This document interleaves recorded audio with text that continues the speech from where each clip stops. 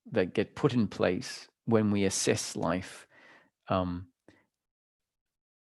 very specific way that is dependent in part on seeing this as, or rather, the illusion is when we form a conclusion about ourselves based on an assessment of life that is the wrong conclusion. Now, that might be a very fine nuance, such as the doership. It's not about not being a human being, but rather about seeing I am a human being in practice. I have to continue to live my life as a human being. The liberated sages continued to live their life as a human being, dying of cancer in some cases, experiencing the pain of that.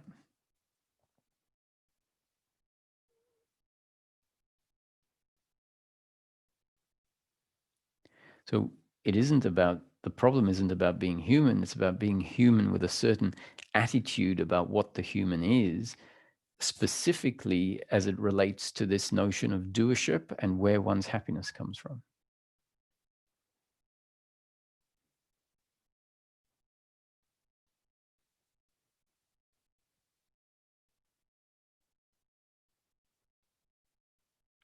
So if we start to see why life is challenged often in teachings, challenged in such a way that we can hear statements like cause and effect is not real, time is not real, is because the narrative of doership is resting on certain beliefs. And if those beliefs are undermined, or if the dynamics that are part of the belief are undermined, then the belief itself can be undermined. So the narrative about what he did to me and what it caused, and therefore I hate him for what he did because it caused this, that's all got to do with time and causality. It's got to do with one human being doing to another human being something. And so if that is undermined and called illusion, then our thinking along those lines can also start to fall away, because the system will start saying, that's my story about life.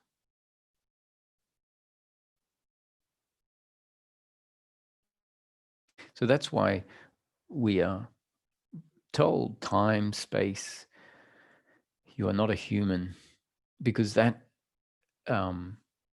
once that starts to be absorbed by our system, starts to be the basis on which this narrative can fall away. But what if that creates a sort of throwing of the baby out with the bathwater scenario, where that description of life brings us to a point where we can't admit to being a person in any way, shape, or form, because we were told you are not a person. And we were told you're not a person in order to interfere with that thinking. So if someone who has gone through this process, but maybe not come to this next part I'm talking about, looks at why it is so relieving to remember, oh, I am not a person, cause and effect doesn't exist, time doesn't exist, life is not real. Why is it so relieving? It's relieving because it has the capacity, that thought that arises when suffering is there, that thought arises and cuts off the suffering, because it undermines the very, undermines a lot of the dynamics that are at the base of that narrative. So my suggestion is it not in order to bring about peace that we are so insistent on running with the fact that causality and time and human being doesn't exist. Isn't that why we keep dropping out of being a person, for example? So when we look at what it means when someone says, oh, it's such a relief to drop out of being a person,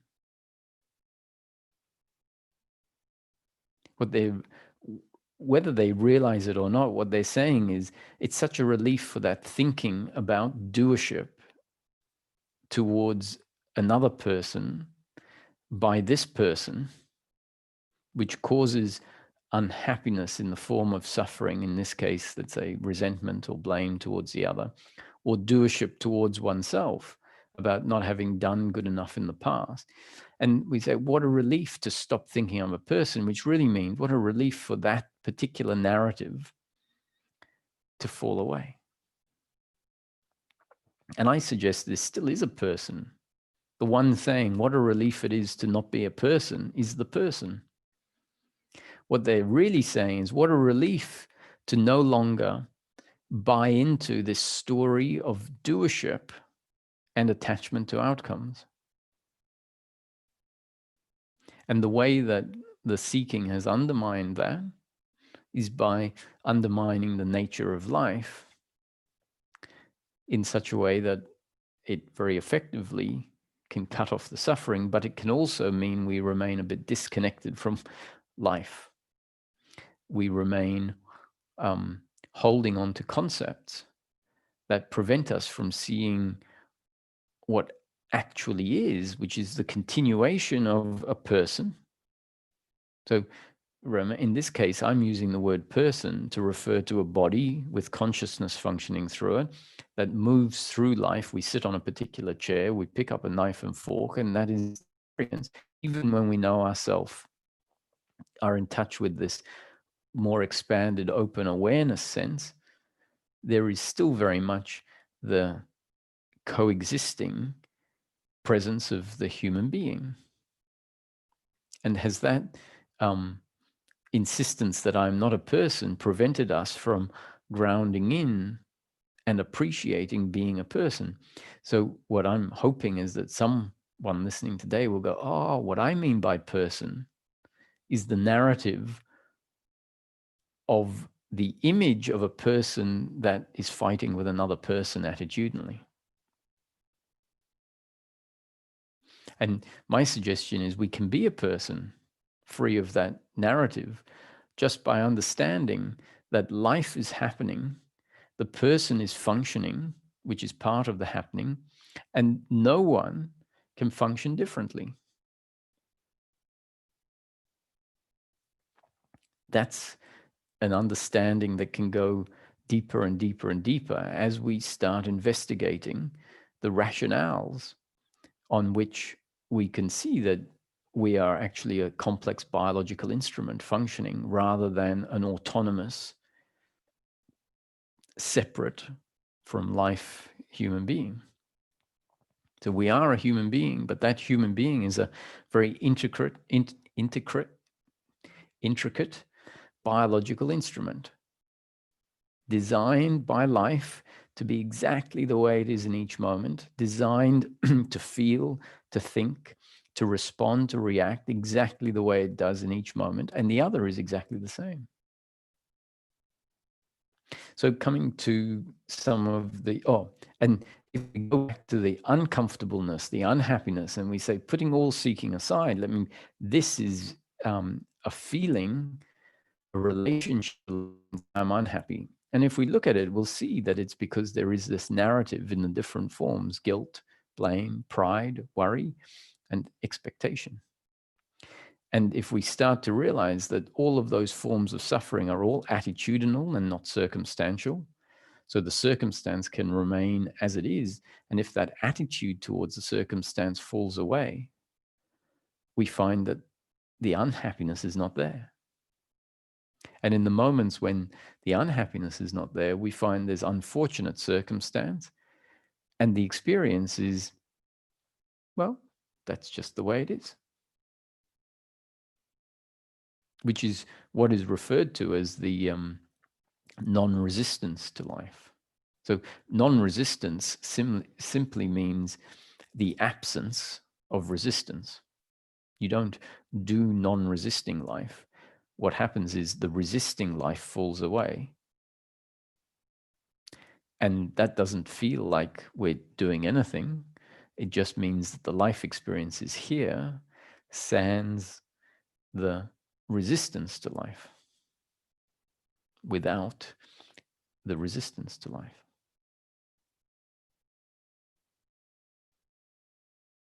And that is peace of mind in daily living for the human being. So the interactions I got today was from someone who said,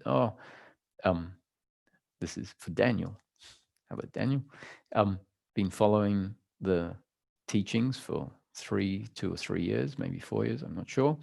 And he noticed that in interactions nowadays,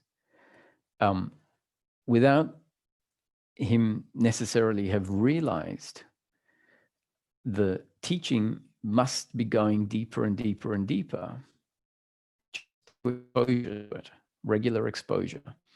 It's going deeper and deeper and deeper, to the extent that on occasions he can see that in interactions with the other, the response to what the other says that previously would have created a very strong uncomfortableness with the other, the response now is something along the lines, oh, well, this is destiny unfolding. This is the other expressing their opinion, their way of seeing life based on their very specific design in this moment, their genes and up-to-date conditioning, and they can't help it.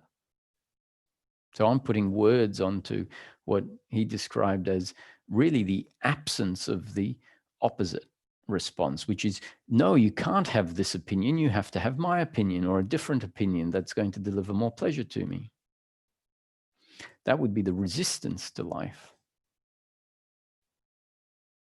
And so the feedback is Daniel finds himself talking to others such that the other has a different view to him, a view that may actually, if it became reality, mean pain to his preferences, meaning his preferences not being fulfilled.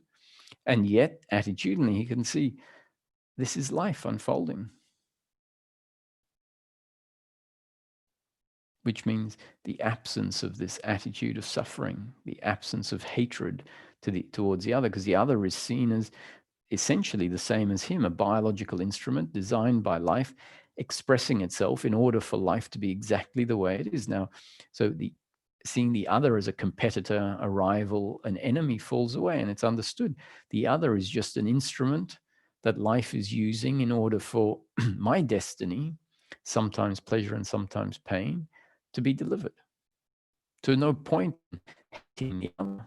The other is just the messenger, just the delivery mechanism of my destined pleasure or pain in life.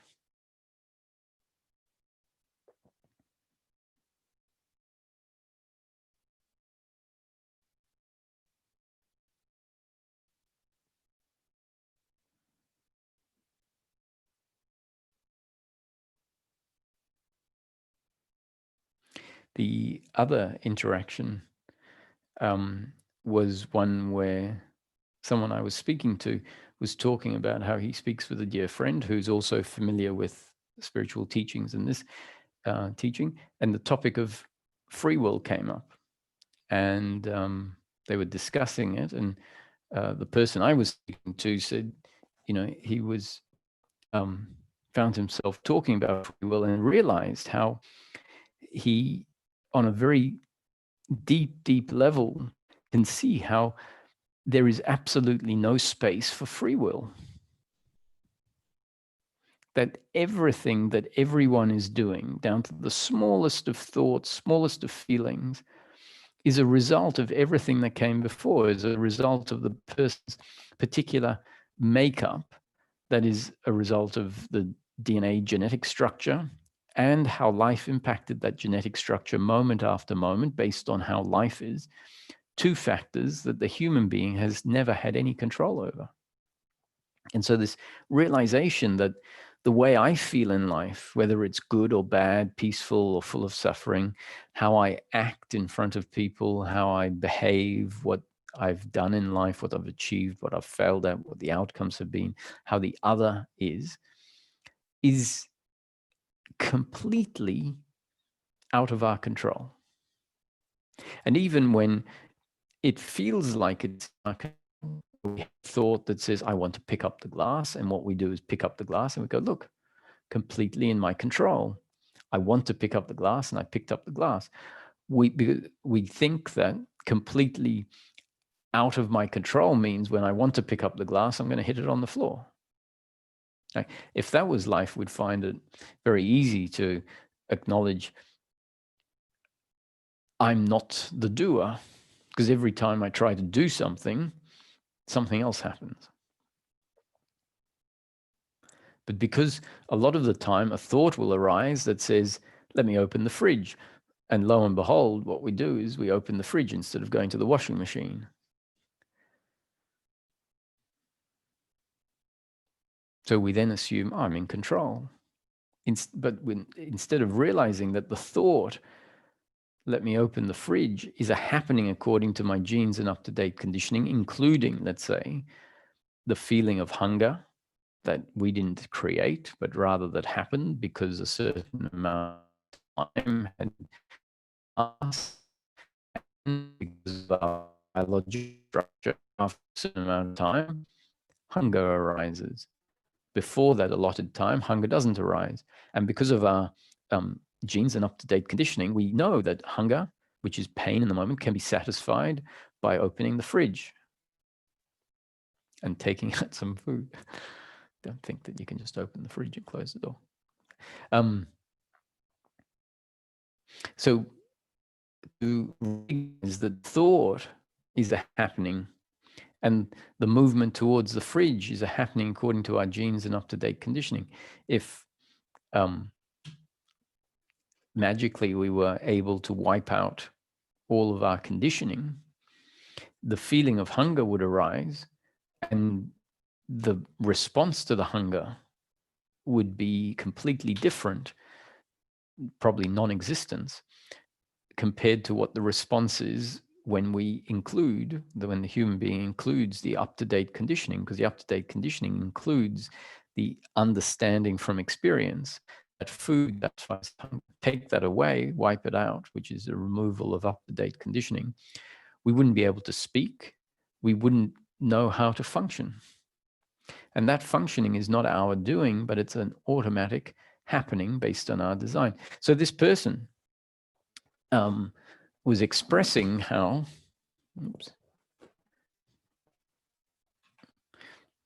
it was beyond a shadow of a doubt that there is absolutely no free will being exercised by anybody. Not now, not in the past, and not in the future. That everything that happens is a happening.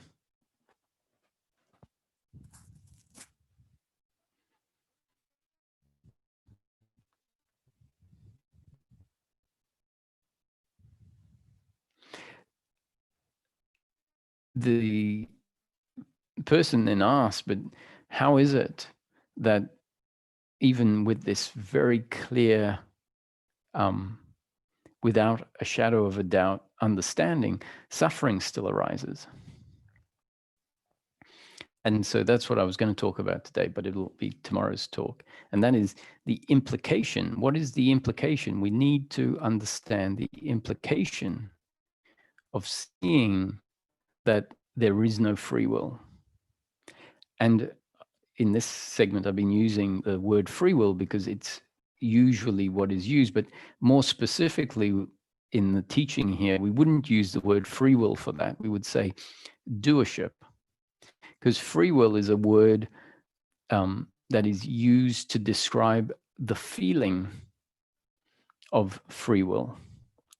And along with this topic, which probably will be tomorrow's topic, I'll talk about why the feeling of free will is completely justifiable, and how the feeling of free will is not the same as the belief in personal doership.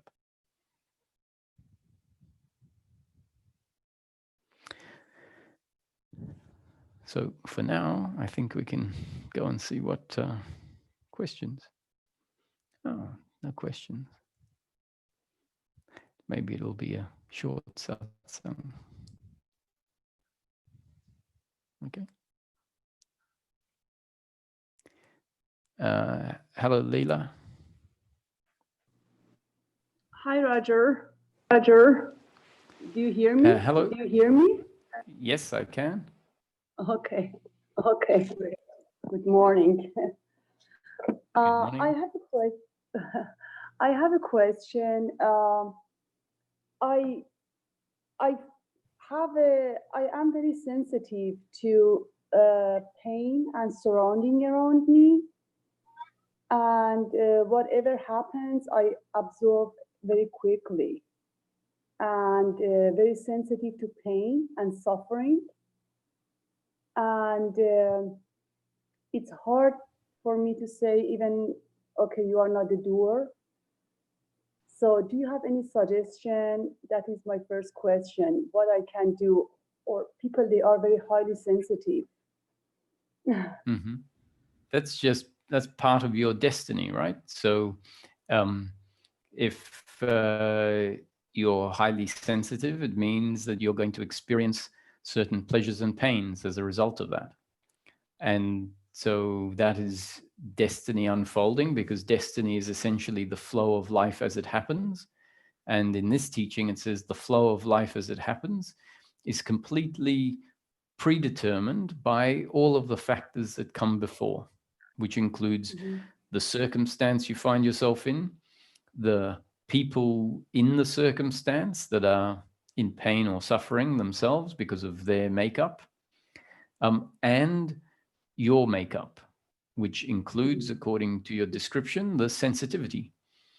So the way I answer the question is that is what is happening. So I'm answering it as a description, a description of life as you're describing it. But then the second question is, then I have the hard time to accept that. I have the hard time to accept the present moment. Yeah, so that then means your destiny is to have the pleasure or pain of the present moment and the added suffering, which is attitudinal, on top of the pleasure and pain. Because if it was your destiny to accept that, then there would just be the pleasure or pain of the moment without the added layer of expectation or blame or resentment or resistance to life. But I think it gets better when I listen to you, and that is my way. I say, okay, as long as I listen to you, it's like how you said the wave come to the stone and shape the stone. One time you said when the wave comes, the stone doesn't do anything. And I think when I listen to you, that is like, it's every time get better, then I don't identify. It's natural. If somebody comes and it talks badly to you or angry or yell at you, for example, automatically I get like offended, I don't like that. But if somebody comes and talks very sweet and pleasure, automatically it's like, it's kind of like people decide your mood. People and circumstances decide how you react and your mood is. But it gets better when I listen. Sure. Well, that is good. Keep listening. That's one suggestion. If what you're describing is the case, if it gets better, the more you listen, keep listening. But let me put a different description on. You said it's like other people decide your mood. There can be a danger in looking at it like that.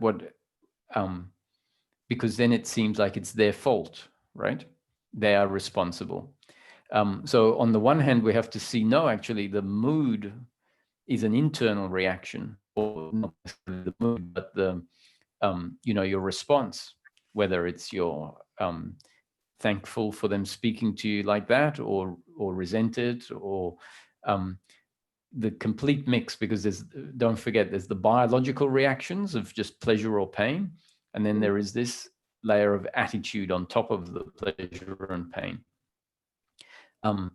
So it's important for us to see both the biological reactions of pleasure and pain to the circumstance, to how they're talking to you, for example, and your attitude to the circumstance is an internal reaction.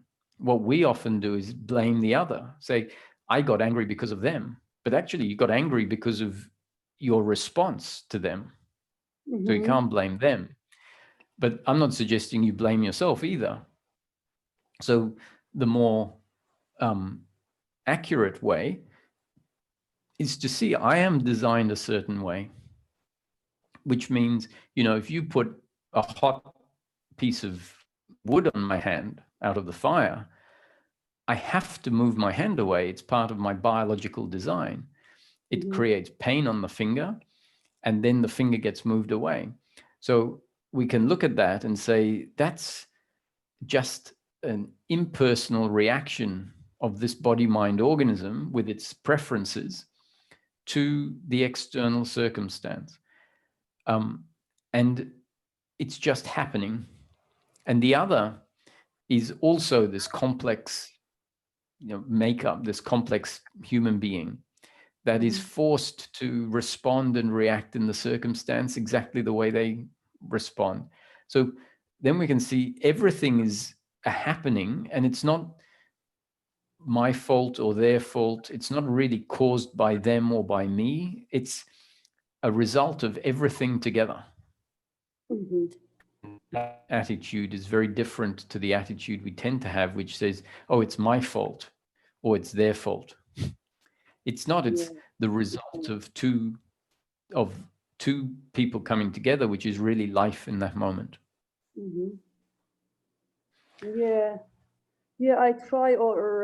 I try to understand in that way.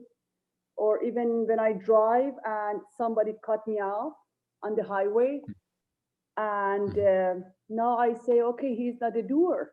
I try to just stay calm, but before I say, okay, what, he's cutting me off on the highway, Yeah. Which one's better? Which one feels better? I like Maybe. I like, Roger, I like to not, it's getting better and better every time. I like not to react to outside circumstances. I like to accept that stuff as they are. I don't like to react. If I don't want my happiness and my sadness be on outside circumstances. Yes. That feels better when I am in control of it. Not control, but it doesn't bother me much like before did. But it's still I'm very high sensitive. I can feel the energy. So, somebody comes and yeah, but as I said, that's just your destiny. So even when they cut you off, because you don't want to try and control yourself either, because this is not about, it's not saying Layla shouldn't react. I'm not saying you shouldn't react with blame. I'm saying if blame happens, then that's suffering, which the doer says, oh, well, if it's suffering, then I shouldn't do it. Making my life worse. I'm saying, yeah, but I'm not saying you can not do it. I'm saying it was going to happen or it's not going to happen. And either way, it's a happening. So this is just for fun, right? Next time someone cuts you off, just get really angry at them, like be authentic with the feeling and see that shouting at them, hit the horn, put your finger out the window, right? And do it really freely and see that as a happening. So you get to shout at them and see it as a happening. That's the attitude of non-doership. If you're there trying to say, I have to stay calm, that may not be the attitude of non-doership. Exactly. That I never thought about that way. That's really good. Because I always thought, okay, you stay calm, he's not the doer. I always psychologically talk to myself. Yeah. Just let yourself be as you are, you know, let yourself function. Yeah. Because that's what's And always happening. Yeah, I have one more question, but I don't know if it's correct. I don't know if you can answer that or not, but I just ask, do you know what is the feeling of loneliness? Even if you are middle of 1,000 people, many times I feel the feeling of loneliness. It doesn't matter if I'm between the people or not. I don't know if you can answer, but it just came to my mind. I'm just curious what you think about it. I'll answer it briefly. Loneliness is a form of uncomfortableness with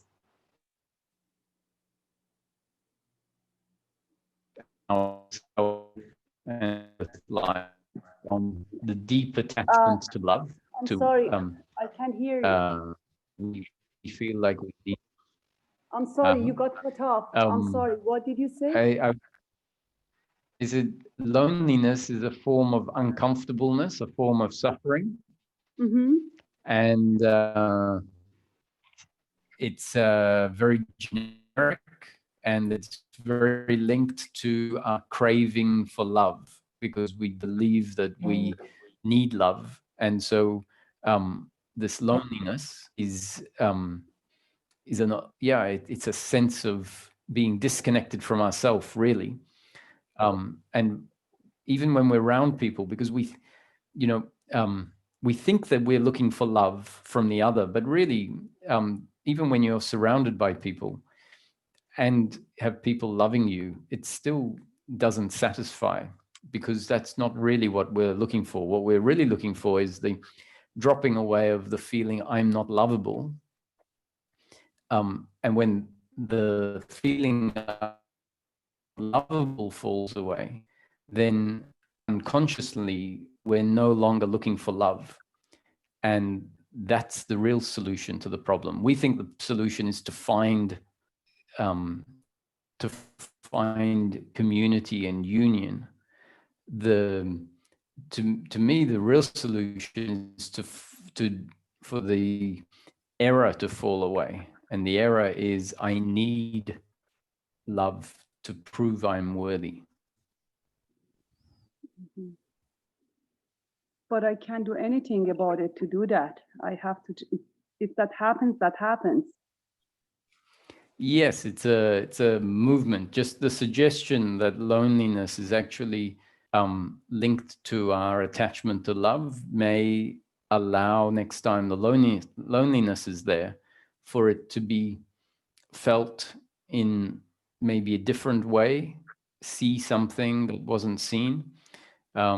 So, this is new conditioning, and how it will play out in the future is not in my control and not in your control. So see what happens. Thank you so much. I really appreciate it, Roger, and I listen to you every day. And thank you so much. Thank you. I appreciate your talk every day. Thank you. Bye-bye. Pleasure. Goodbye. Hello, Amy. Emmy. Sorry. Hi. Hi there. Can you hear me? Hi, how are you? Yes. I've got a question. I'm still learning about non-doership attitude, which was quite new to me. I was just introduced to it 3 weeks ago. And I'm still figuring it out during your teachings and everyday life. My question is about self-worth and self-esteem. How does this relate to non-doership? Because sometimes when you speak about like if I do something nice or in a good way, the credit is not mine, then I feel like my self-worth is affected in a way, and I don't understand how these two are related or not related at all. Yes. Okay. So when we look at our self-worth or lack of self-worth, it's very much based on the belief I am the doer and I didn't do well enough in the past. And so a lot of our craving for positive outcomes is because we feel like if I have positive outcomes, then I have something to feel good about. Right. And so we crave something to feel good about because we feel inherently unworthy, or what was the word you used? Lack of self-confidence, self-esteem. or self-esteem. So that's really the problem. It's what's driving us to seek outcomes, is if we think if we get good outcomes, then that will get rid of this uncomfortable feeling. And so shame really is the deepest of the uncomfortable feelings. And it comes from this false sense that I am the doer, which, I could have acted differently in the past. I could have chosen different things. I could have chosen not to lie, to not go to that party, to not steal that money. And when we're looking back at the past like this, essentially what we're doing is we're looking at all the outcomes and feeling like that is defining who I am. It defines how we know ourselves. And that tends to be why we feel so inadequate, is the word. Like, I feel like people are imagining me.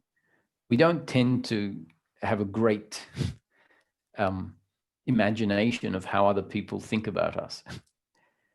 Because the truth is, we don't tend to have a great relationship to ourselves. We don't have great... but mine is more like internal. Like if somebody else or another source or stream or intelligence or whatever is acting through me and I'm nothing, then I feel worthless, Yeah. Not, so not from others' point of view, just from my own, So you're saying you feel worthless if this is the truth? Like, if you find out that you are not the doer, then I feel like a robot, and there's nothing more to me. And if this robot does something nice or right or whatever, it's not the robot. So what is my role? Yeah. What is my role here? Like, nothing. It's just, the robot is functioning according to the software installed, and the force comes from somewhere else. So what happens to me here? So this tends to be, if we know ourselves as the doer, and we're living life from that perspective, and our mission is to, let's say, achieve something with the idea that if I achieve it, I can at least claim, success, which I might be loved for. At least I can feel good, like I've achieved something. So if that's what someone is living life with the aim of achieving, the description that life is a happening and it's going to unfold exactly as it's destined to unfold, and that there is no doer, really takes the air out of the sails. And we say, in that case, like, so what's the point?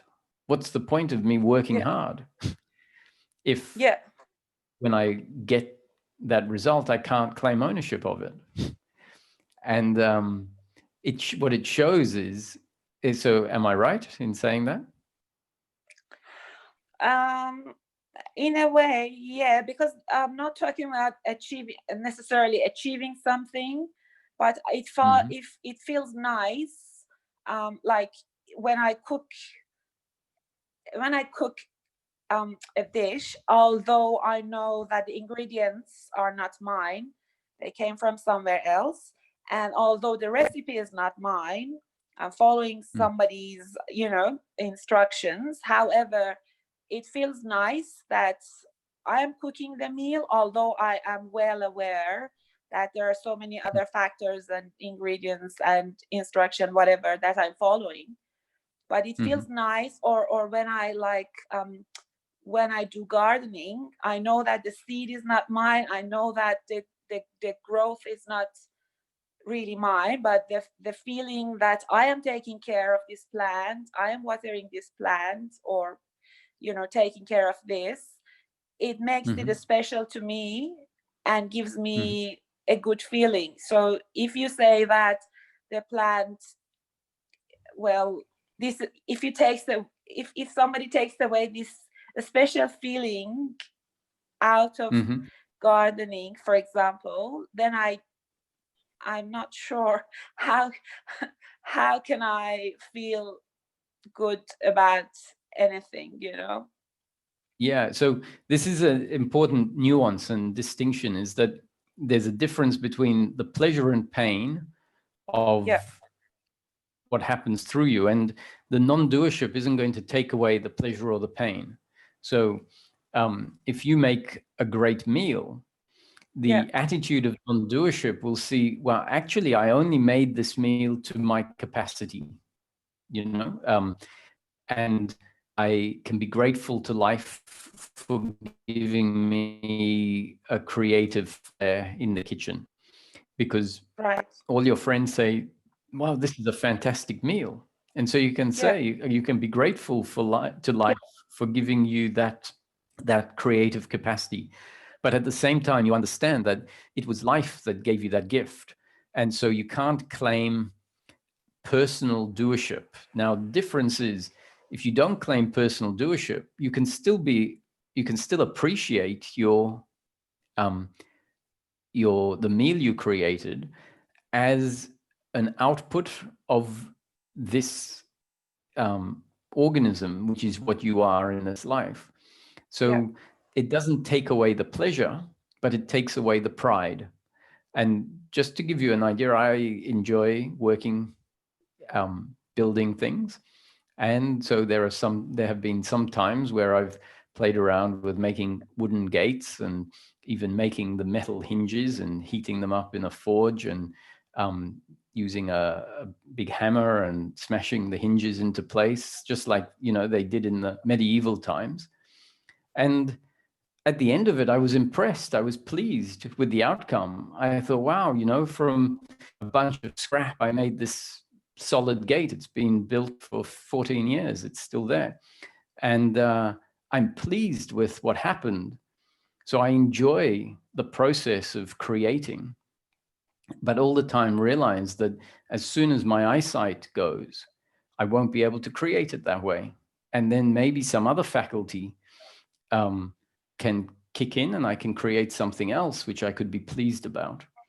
But all the way understanding that I'm only able to create the way I create based on how life has made me. And so the pleasure and pain doesn't go away when doership falls away. What falls away is the attitude of feeling shame for those times when the meal failed. When the meal fails, you'll say, oh, this tastes really bad. You can say, that didn't turn out the way I wanted. But the shame won't be there. And in the same way, when the meal is fantastic and everyone says, this is really great, you can say, thank you. It's very nice. I feel great. Much better than if it doesn't turn out well. But internally, your attitude of doership doesn't turn into pride. Okay, thanks. Clearer now.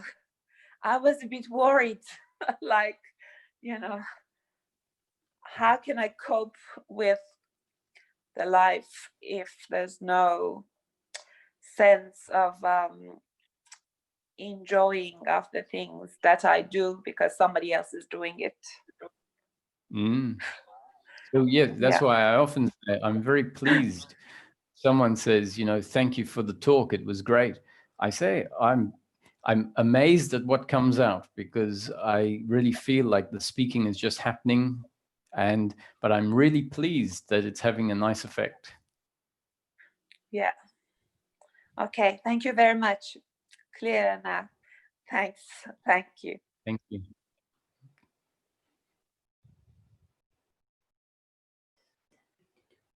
Okay, we'll have one more question. Hello, Florencia.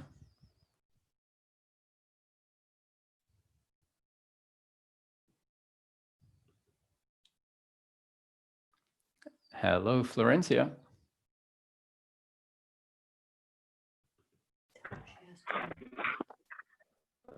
That's it.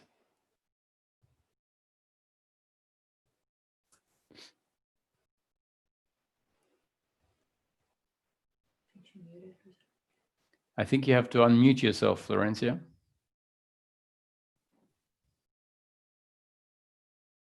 Roger? Hello, Roger. Yes, hi. Now we've got you. Okay. Well, how are you? Yes, very well. Nice you joined. Yes. Thank you. Well, I wanted to ask you a question that has to do with addiction. Has to do with addiction? Yes. Okay. Addiction to, for example, alcohol. For example, if someone has the, I don't know, the desire.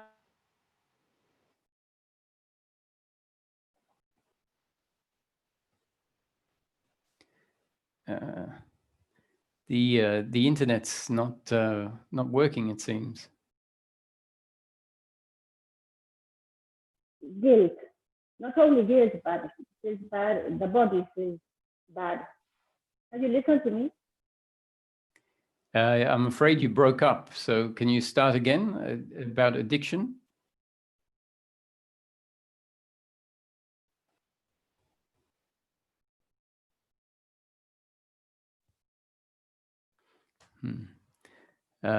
Unfortunately, the sound is not working. So I think maybe try again tomorrow, because I can't hear you. So for now, I think we've come to our time. Sorry about that, Florencia. Try again tomorrow. I'll put you on first up. Okay.